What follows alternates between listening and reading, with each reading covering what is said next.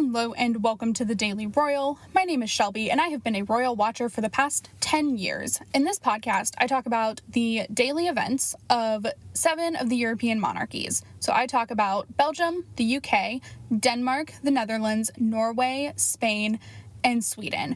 I upload Monday through Friday with occasional bonus episodes here and there. Today we are going to be talking about all of the events from Friday, June 11th through Sunday, June 13th of 2021. And oh boy, you guys, what a weekend. It was wonderful. Do not get me wrong. This has been like my favorite weekend ever. But wow, it's a lot. So here is what we're going to do. I'm going to talk about almost everything. It's probably going to be a long one, but I have a plan, so I'm hoping that we don't go super long. That's the goal. I don't know what it's actually going to be like. So for the next little while, we're going to talk about an event. So the Euro Cup finals are happening right now for football, European football. And it seems as though royals are going to be participating. We are just in like the first set of matches, games, whatever they're called. And we've already had a lot of royal attendance and participation in other ways. So we are going to just start each episode right now kind of talking about that. And if there is no participation, then we won't talk about it. But like, I know tomorrow there's going to be another game in Spain, and so King Felipe will be attending. So like, these things are going to happen probably until either all of the monarchies in the Euro Cup final lose, or they stop going. I don't know what's going to happen, but it's a lot. So, that's what we're going to start with today. So this weekend there were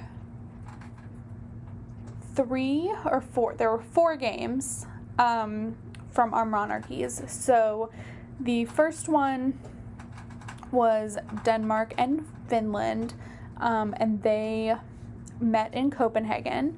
Crown Prince Frederick and Crown Princess Mary were at the first part of the game.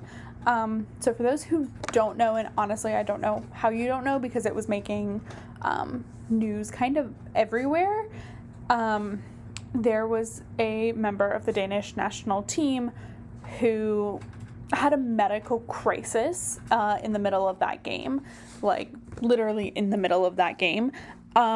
It was horrifying, and everything is fine now, but they suspended play on the game for several hours, I believe, while that was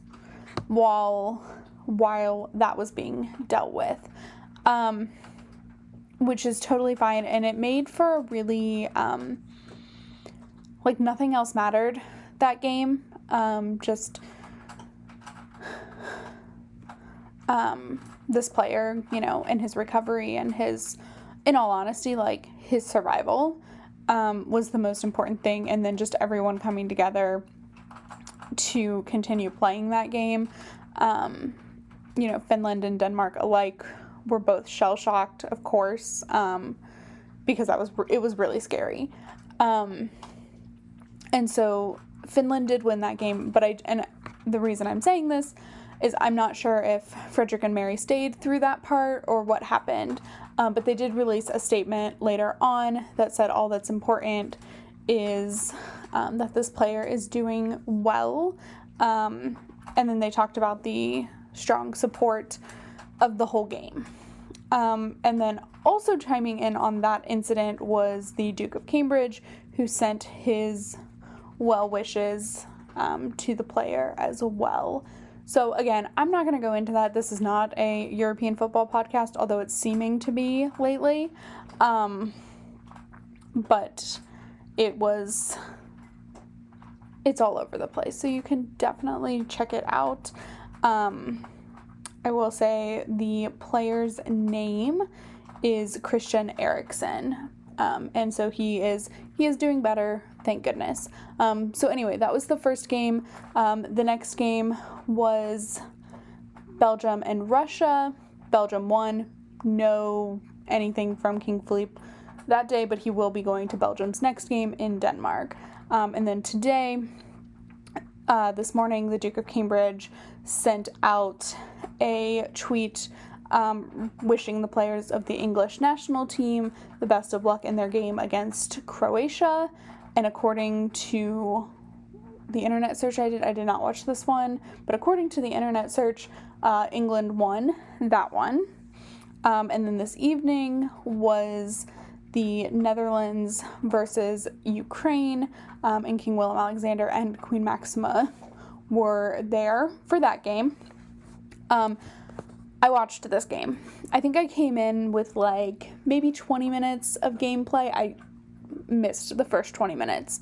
I don't know what happened, but I missed them. So I watched the Netherlands won. It's very exciting. King Willem Alexander and Queen Maxima have become a meme.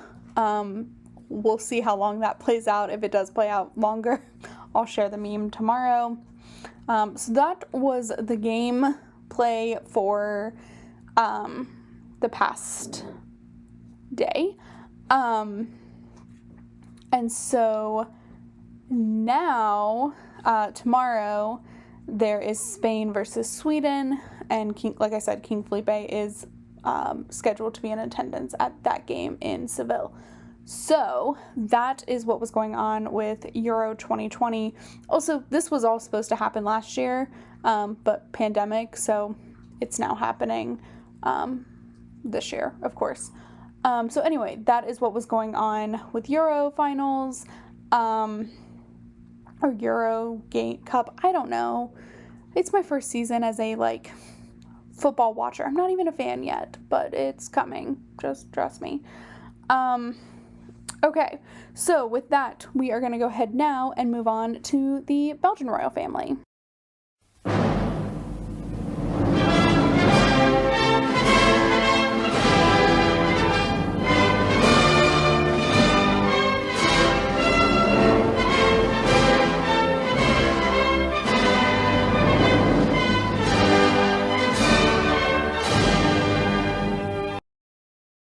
In Belgium, aside from the Euro game, the only event that happened was on Friday, but it was a really cool event, so I wanted to talk about it. So on Friday, Queen Mathilde visited an organization called Handy Cirque, which is a circus workshop for children and adults who struggle with disability, both physical and intellectual. And so they use circus acts and things along those lines to encourage community and things like that. So there are different groups that partake. I think it's 15 at a time. I don't know if that's a normal number or if it's a pandemic version of that number, but 15 groups at a time will take part in this workshop.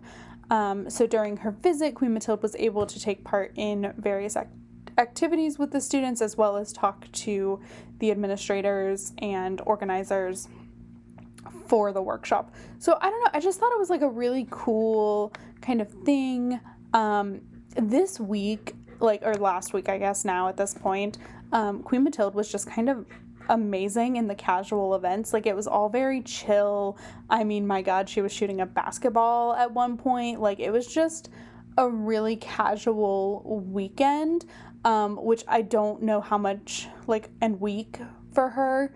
And I'm not sure how much of that is going to exist this week, just because of the schedule.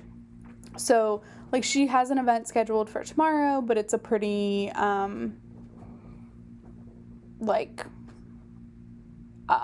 serious event. And then I don't know if she's even going to partake, but then there are a bunch of these meetings with foreign leaders. So, President Biden is going to be in Belgium this week. The Canadian Prime Minister is going to be in Belgium this week. There's a NATO summit, so like a lot of people are going to be in Belgium. But it's just, how many people are going to meet with the king, I don't know, and how many people are going to meet with Queen Mathilde, I don't know. But it'll be an interesting week for sure in Belgium. So luckily for me, that is all that was going on in Belgium, because now we are going on to the busiest weekend that the British royal family has had since I started this podcast. So let's go do that now.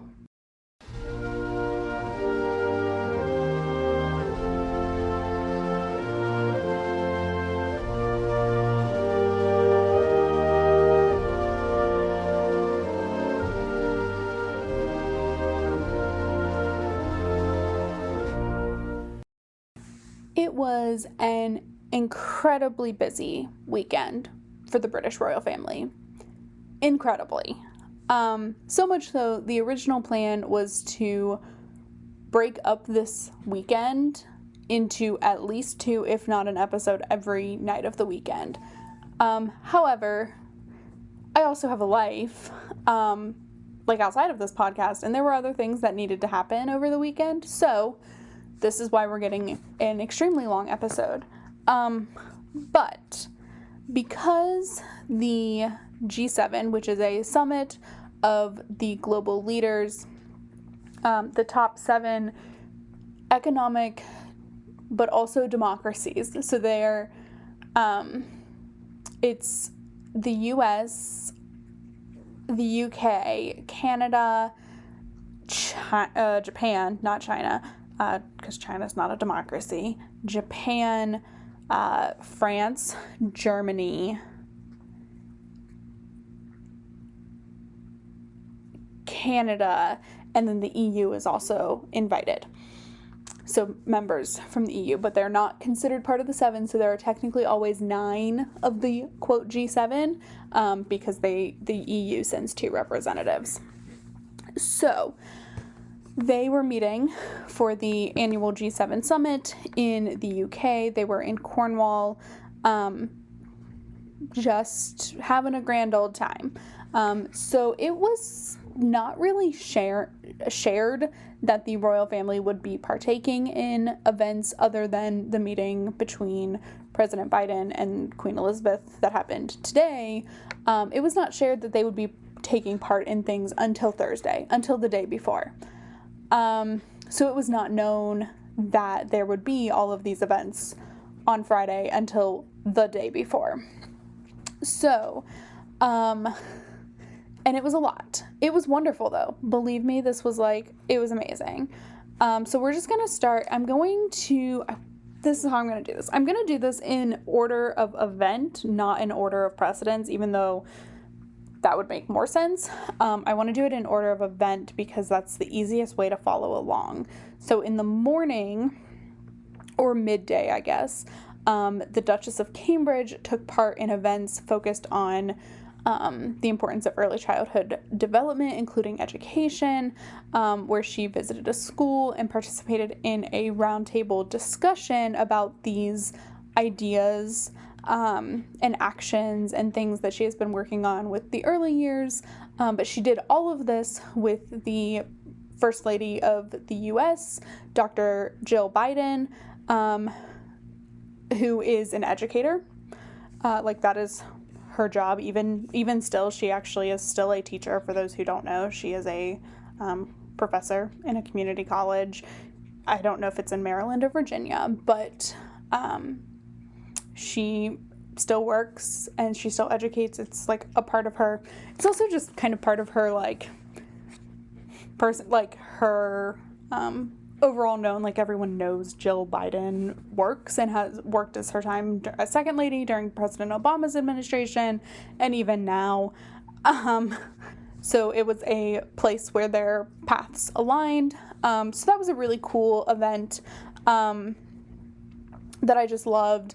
I will say this, I'm probably going to say this a few times in this episode. I'm going to try and keep it brief, but for me as an American who, if you listened to this podcast in November during the election cycle, it was hard for me, and because I was so adamantly against our previous administration and very much for bringing diplomacy back. And so to see my first lady, my president's wife, and be proud again of like how this is happening with someone I talk about every day, it was lovely. It was thrilling. I legit cried because it was like so nice to see, because it had just been a really long time since I had been like proud of the way my country acts in diplomatic situations. So that was the first event. And then after, in the evening, the Prime Minister, Boris Johnson, is really the one leading the G7. Like, he is the host, so he is organizing a lot of events. But he, for the reception pre the start of the G7, so the G7 technically started like with the majority of meetings like after this reception, and into the next day, he decided to include the royal family and use some of their soft power to charm and disarm and make the evening more fun, and less focused on the intense things that were coming down the pike. So there are plenty of news sites and podcasts out there, I'm sure, that are going to talk about the G7. I am not one of them. I followed what was happening, but I am not one to share that. So it was just a way to bring out the royal family and use their existence and their presence to ease the stress of the G7 and the things that were going to be discussed. And also just like, hey, the world is back. You know, like we all went through something, but now look at everyone coming together, and just being a part of this. Like, that's what it is, really. So, that was held on Friday night. So it was Queen Elizabeth, the Prince of Wales, the Duchess of Cornwall, and the Duke and Duchess of Cambridge. So you had the top 5. You had the ones that I talk about all the time. And it just, like, again, showed their commitment to the world, but also, like, to the UK and their goals and endeavors in the global world. So that was a really big deal. I loved that it was the 5 of them. I just thought that was really awesome, that they included all 5. So that was first. And then, this is a weird way to say this, but then, like, the girls and boys separated. So by that I mean, Queen Elizabeth, the Duchess of Cornwall, and the Duchess of Cambridge attended a event thanking an organization called The Big Lunch for all of their work over the past year of the pandemic, providing meals to various people throughout the world. I think The Big Lunch is like an international kind of thing, because I followed someone who was talking about different events that the Duchess of Cornwall has been at in different countries for The Big Lunch. So I don't know if it's something based in the UK that like spreads out, or if it's an international completely organization. But they have done a lot of work in the pandemic, of course, providing meals for underserved and vulnerable people. Also, there was a cake and a sword, and it was the most funny thing I've ever seen in my life. And it was just also, like, really lovely to see Queen Elizabeth back and, like, in her personhood and, like, just being back. It was just very lovely. So that is what the women of the top 5 in the royal family did. And then the men, so the Prince of Wales and Duke of Cambridge, attended this meeting that the Prince of Wales has been working on for a while with the Sustainable Markets Initiative, CEOs that partner with the Sustainable Markets Initiative, as well as the G7 leaders. So talking about giving our planet the same resources that we dived in to head first through the pandemic. You know, we did a lot of things very quickly because of the pandemic, and we don't treat climate change and the climate crisis like that. And so Charles was encouraging of that. And because the Sustainable Markets Initiative and Earthshot really kind of combine forces in terms of like their end goal of creating a better world, like a greener, cleaner, environmentally safe world, is why William was there, because it is a really, also it's a generational thing. And the G7, while I was very happy to see the G7, is a lot of older people, so you don't have a lot of young leaders in the G7. I think Emmanuel Macron and Justin Trudeau are probably the youngest, and even they're like, not old, but like, certainly not young and bright and idea held anymore. Maybe like they're just not. And so to have these forward thinking ideas is really important. So that is what Friday brought. I'm just realizing we're only on Friday. Okay, so that was all of Fridays. It was glorious, wonderful. I am still just so happy to have seen. This weekend has been my favorite. Okay, so then on Saturday, in what is normally like the biggest event of a week for the royal family, it was Trooping of the Color, which is the official celebration of Queen Elizabeth's birthday. Usually this is like the big deal, but this is like the small event of the weekend. So I'm just going to briefly go through what happened. It was a scaled down celebration, very similar to last year. So Queen Elizabeth, it was held at Windsor Castle in the Quadrangle, which is like the courtyard of Windsor Castle. Apparently it's very large. Apparently the White House can fit on it, which I have questions about because it doesn't look that large, but whatever. And then it is basically a parade of military for the Queen to celebrate her birthday. There are drills taking place, a kind of a pass and review, which is the guard, the military will parade in front of the Queen, and she'll review them, but they're parading in front of her. Some royals, and like today President Biden did where he reviewed the guard, like he walked and reviewed, not they passed and you review them. It happens both ways often. So, but for Queen Elizabeth, she does a pass and review. So that happened.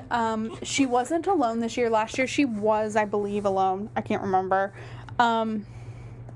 But this year the Duke of Kent was with her as his, he is Colonel-in-Chief of the Scots Guard Regiment, so his regiment was partaking in trooping, so he was there as their Colonel-in-Chief. So it was lovely. I cannot believe, it is the quiet event of the week. It did end with a flyover, a plane flyover. So that was lovely, but that's it. That's trooping. Next year will be really interesting. The plan is that I'm in the UK next year for this, so we'll see. Which is crazy that the next trooping I'll be there for. Okay, so that was Saturday's event. Then we get to today, and today was the day that I was most excited for before I knew Friday was going to happen. Because today Queen Elizabeth hosted President Biden and Dr. Biden for tea at Windsor Castle. And one, I love the historical context of this was Queen Elizabeth's 13th president that she has met, but it's her 14th U.S. president since her reign began 69 years ago and some months. But it is also, this is the 13th. She's met almost every single one of them. This was her 13th that she had met. They did meet on Friday, but official meeting was today. And like, obviously, as an American who is in Joe Biden's party, I'm going to put it that way, it was pretty flippin' great. It was fantastic. So she hosted, they did hold like a military welcome, like an official welcome on the quadrangle. I don't think they moved anything from yesterday. Really, like the tent looked the same. They added a chair, I think. And so it was an official welcome. President Biden did go and review the guard, which it was really funny because so we don't really do this in the U.S. This is not a thing we do. We do pass-in reviews, but not very often. So it's very rare that our president will review guards unless on a foreign or state visit. So obviously this happens. But it was Joe Biden's first time because even though he's been president for almost 6 months, he hasn't gone anywhere. This is his first overseas trip.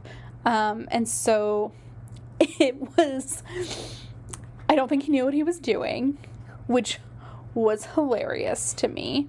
I don't know that I guess he must not have done guard reviews when he was vice president. I don't know.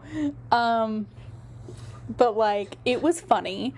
I'm hoping he'll do one next time and it'll be a little bit better. I don't know, man. That was just, it was interesting. So anyway, after the official welcome, they did go inside, posed for an official picture, and then went and had the tea.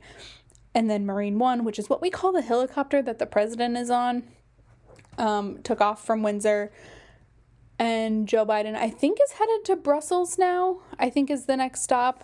I know he meets with King Philippe on Tuesday, so I think tomorrow is NATO or something summit. I don't really know anymore. But it will just be him. I don't believe Dr. Biden is traveling to Brussels with him. So, which is fine. It's very normal for that to happen. So that is the weekend. It was wonderful and glorious, and I am so flippin' glad it happened. It was great. As an American, like, I'm very proud. And also just relieved. So anyway, that is what was going on in the UK over the weekend. So now we are going to move on to the next busiest country and focus on Denmark.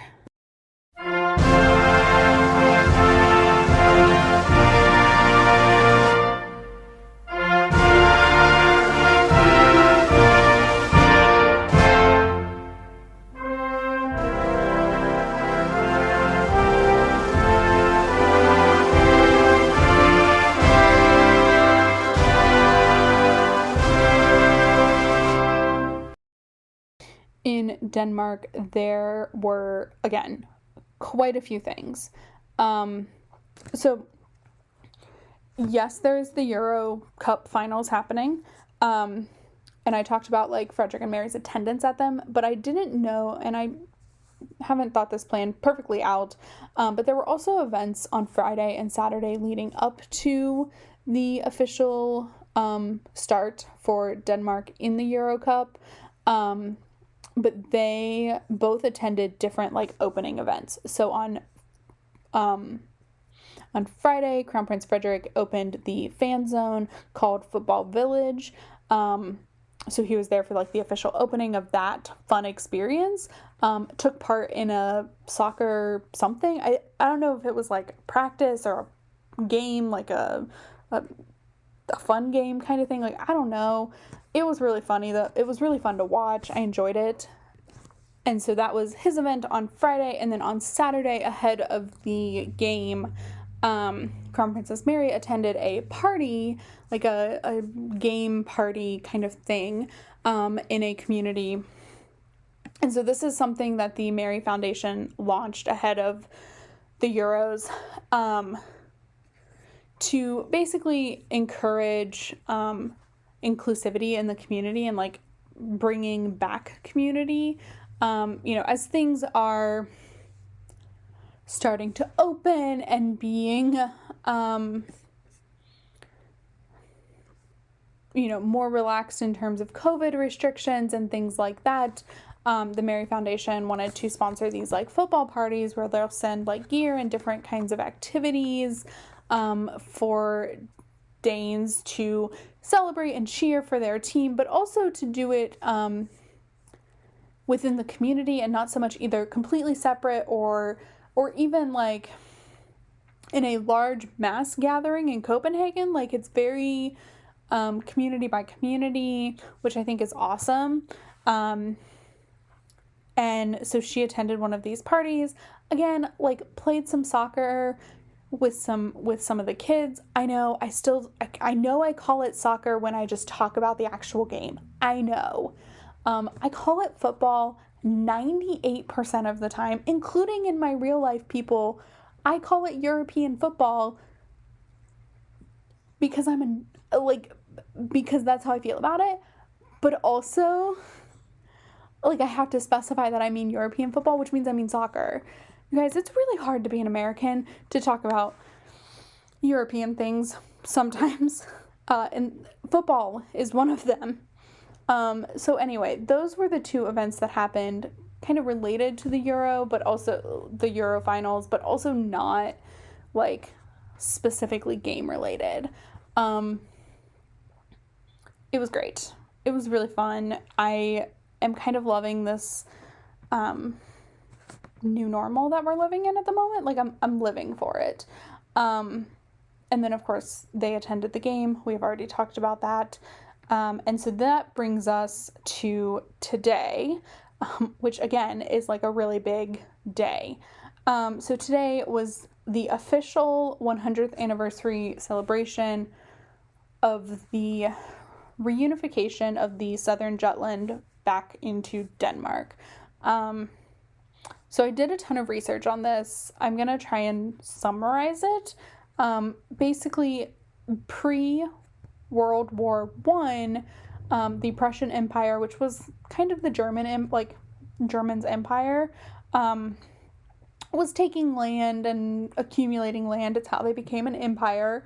And part of that is what they took as what is now the Southern Jutland. And so it was part of this expansion of the Prussian Empire. And the people in the area were torn. Some of them felt very much Danish, while some of them did feel more German. So there were like zones of the Jutland. I think they officially broke it down into 3 zones, and like zone 1, 75% felt Danish.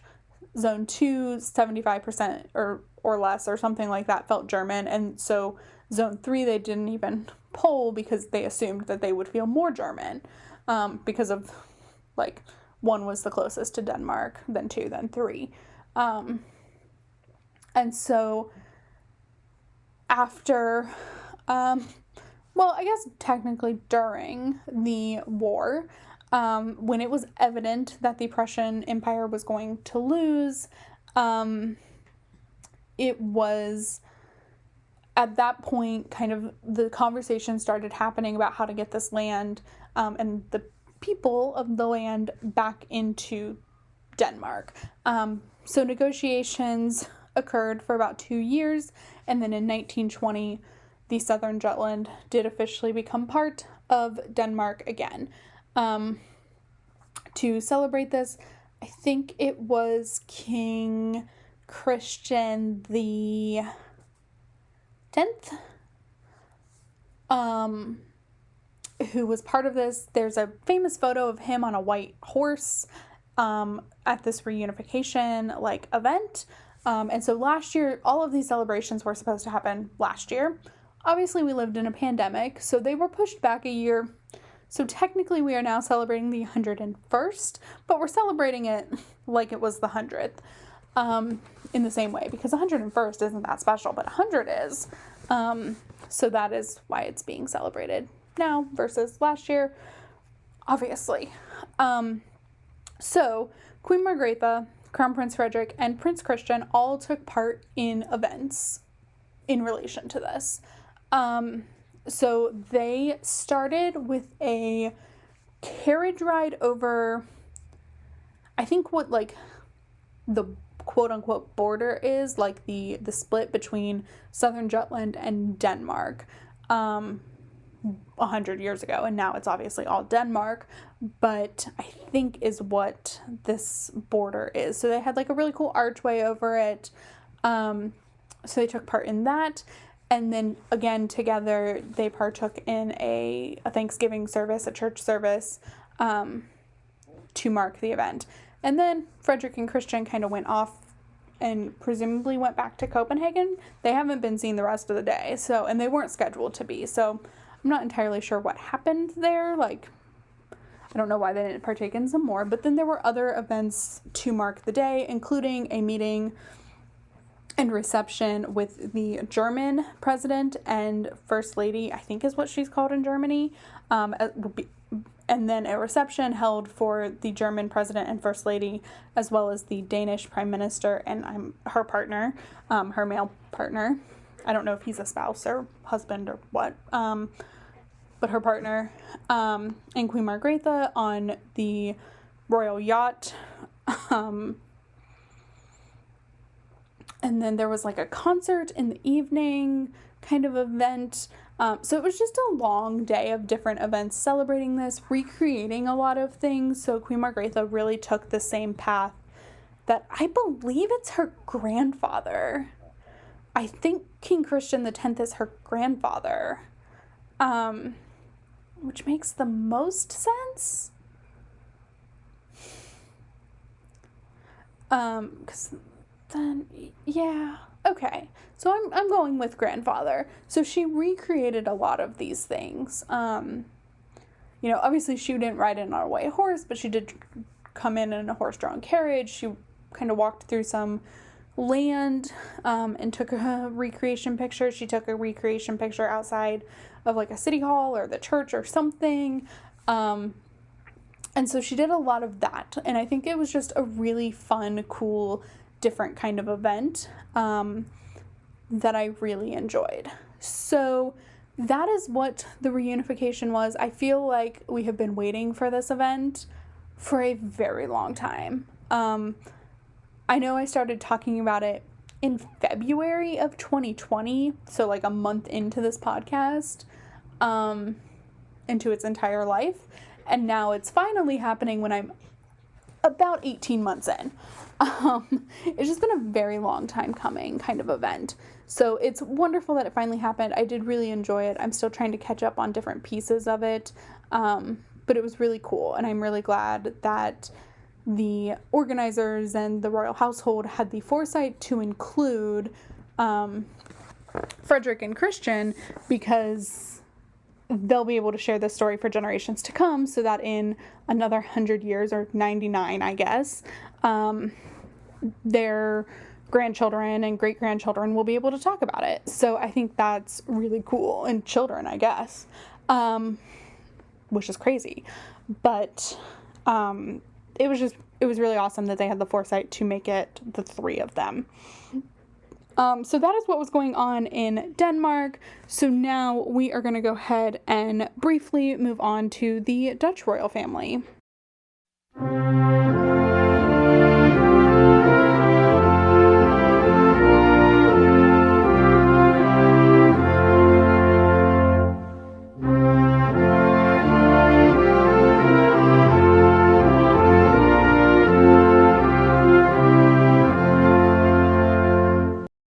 In the Netherlands, there were a couple of different things on Friday. I was honestly not sure if I was going to include these in the episode, but there's one that's pretty important, so I do want to talk about it.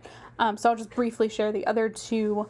But first, King Willem-Alexander held a phone call with his informer for the government formation. So it does seem like the Netherlands is still trying to form the government. Again, it doesn't seem like King Willem-Alexander has a huge role. He's not having weekly conversations with the informer, but he is getting regular updates. And also not everything is formally shared. So who knows? And then also on Friday, Queen Maxima visited the National Special Olympic Games held in The Hague, so the Dutch specific National Special Olympics. So she was able to speak with athletes as well as participate in some of the games. There was like a bowling type of activity is what it looked like from the 2 pictures that they shared that she was partaking in. That looks really fun. I do have, by the way, pictures and videos of just about every single event that I have talked about so far already up on the website as I'm recording this at 7:45 on Sunday night. And by the time you're listening to it, everything will be up. I'm still just working through the weekend.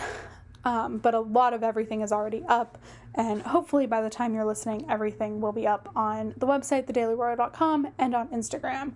So go check those out. But then we also have on Friday, the Princess of Orange, so Princess Amalia, sent a letter to the current Prime Minister of the Netherlands, announcing her plans to return the income that she will receive on her 18th birthday. So it was announced in September last year when King Willem-Alexander reads the budget for the year ahead, that Amalia would be receiving an income the day she turns 18. So it was like expected that that was going to happen. People were furious, angry. I don't put a lot of credence in poll numbers for royals because like they're playing a long game, and I don't really care what their poll numbers are. But it was notable that like Amalia, who is a child, so children are pretty much like indestructible. But Amalia, because of this income, her poll numbers dropped drastically. Like drastically. It was bizarre. Because, you know, it was a budget of 1.6 million euros. Now, very little of that was her income. So her income, like that she would have for herself, was 300,000 euros, which is a lot, and by comparison, more than the King of Spain makes, just so you all know. I think King Felipe's income is like 270,000 euros or less. It's somewhere in that range though, and he's king. And so the Princess of Orange was going to make 300,000 for doing nothing because she was going to be on a gap year. Okay, so people were like rightfully kind of frustrated by this. And she wasn't going to have a whole staff to make up the other 1.3 million euros of this budget that she was getting, because she wasn't going to be working yet as a royal.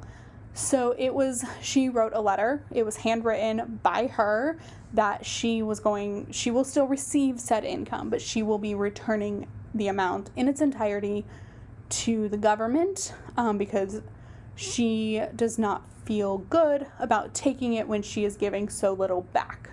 Her education and her formative years are really important to her and her parents, and so she's going to take that time, and now she is not going to take government income to support herself. While on that, she is still being supported by the government, y'all. Like, it's not like she's going out and getting a job. Like, she's not going to go work for a year at some random company. But she is going to not receive additional income outside of her, so her parents are supporting her. While yes, it's still the government and taxpayer money, it is money that is already allotted. She's not taking extra. So I thought this was I was shocked. I was pleasantly shocked. I did not expect her to do this. I just kind of thought all of the hubbub about it, like if they were going to do anything, they would have already done it. But I really like that they waited till the day after she announced her A-levels to, like, show, hey, like, she was taking her education extremely seriously, and, like, now she's ready to start thinking about her future institutional duties, and she's not going to take an income while she's not performing in institutional duties. So I just very much am pleased with this decision. I'm very happy about it. I think it's awesome. I'm not Dutch, so my opinions on their tax situation does not matter. But I am, as an outsider looking in, of the better late than never mindset. Like, I'm very glad that she took this step, and it was her. It wasn't her parents deciding for her, that we know of. A handwritten letter is a pretty big deal. So I just admire that and think it was truly good, and also, like, kind of great timing the day after you announce your passage of A-levels with cum laude status. So that is what was going on in the Netherlands that I wanted to talk about the most. Okay, so with that, we are skipping Norway. It was our traditional Friday events, meeting with the Prime Minister, Council of State, and so now we are going to move on to Spain, which is our last country for the day.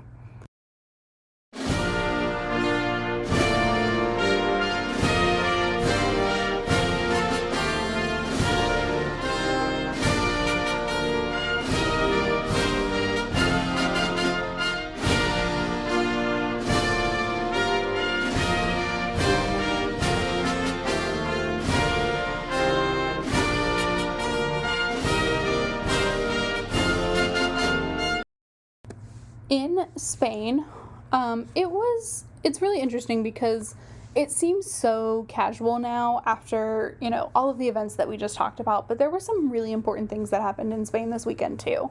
It's just none of them were revolving around football or the G7. So they don't seem as fun and glamorous anymore or as serious, because the next thing we talk about is not going to be fun or glamorous. But also crazy because this week for Spain, just so you all know, we're getting our first state visit, and it's happening in Spain this week. And, like, a lot of other things are happening this week in Spain. So also there's football tomorrow, so at least we'll have some football to talk about in Spain. It's just a lot. And so I want to kind of take it,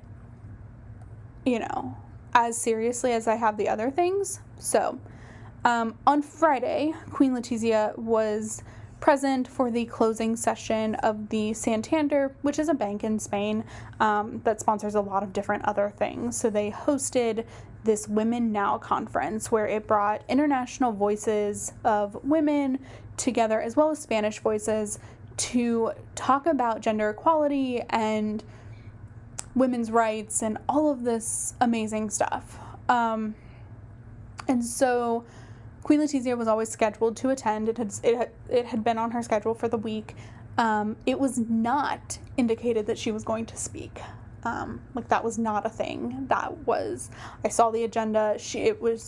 It had shown, presided over by Her Majesty the Queen, but nothing mentioning her. She was not on the list of speakers for the closing session. Lo and behold, she did get up and give remarks. And when she did, it made perfect sense as to why. So, there's been this thing going on behind the scenes in Spain that, it wasn't behind the scenes in Spain. It was, the forefront of everyone's mind. In the matter of a few days, there were several deaths of a young woman and two very, very young little girls that were both the result of people they knew who killed them to seek revenge, essentially. So the first two instances of gender violence in Spain of the year, I believe, happened within, at least were discovered within a couple of days of each other. So there were two missing little girls in Tenerife, which is on the Canary Islands. They were 6 and 1, and the 6-year-old's body was discovered in the sea on Thursday. And it is now known that her father killed her to take revenge on her mother, who they had gone through a separation, and it was a revenge. And then a 17-year-old girl in Seville was killed by her ex-partner, again seeking revenge on her, and leaving a 4-month-old without his mother. And so Spain was just is shaken by this. It's just kind of one of those things that is grabbing the nation's attention, as it should. And so Queen Letizia got up and she talked about that. So she, basically said, I can't sit here and say nothing about these events, and these murders of minor children and minor girls, at that. And it's so important, and